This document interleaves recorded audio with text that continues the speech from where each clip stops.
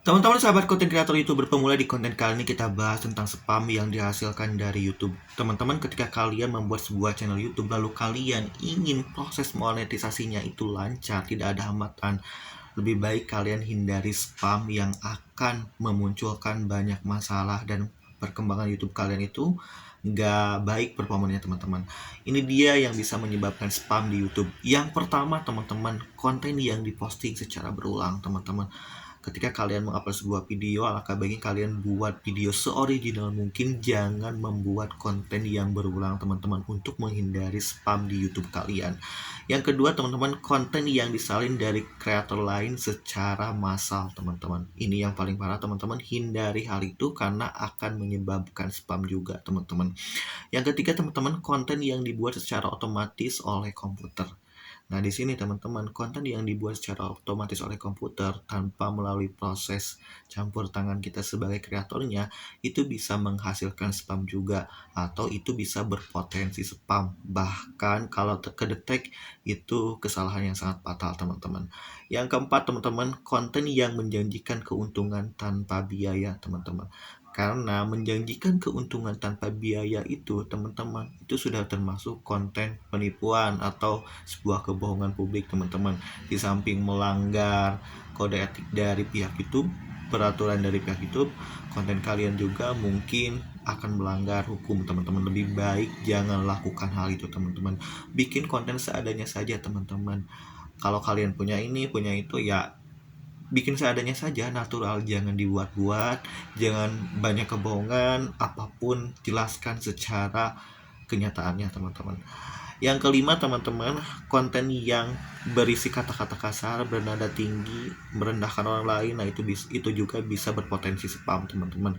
Lebih baik hindari hal-hal itu teman-teman. Kalau kalian ingin membuat konten, alangkah baiknya pakai tutur kata sopan yang baik teman-teman, dari mulai bahasa, kata, tulisan. Ingat teman-teman, cek, pahami, analisa sebelum kalian upload konten itu ke publik. Alangkah baiknya kalian menganalisa dulu apakah ada kemungkinan yang bisa menjadikan konten kalian itu sebagai spam. Cek dulu teman-teman, karena kalau kalian ingin proses monetisasinya itu lancar ke depannya, dari salah satu konten itu harus murni tanpa ada pelanggaran peraturan apapun teman-teman, yang akan menyebabkan nanti konten kalian gak bisa dimonetisasi teman-teman. Seperti itu teman-teman.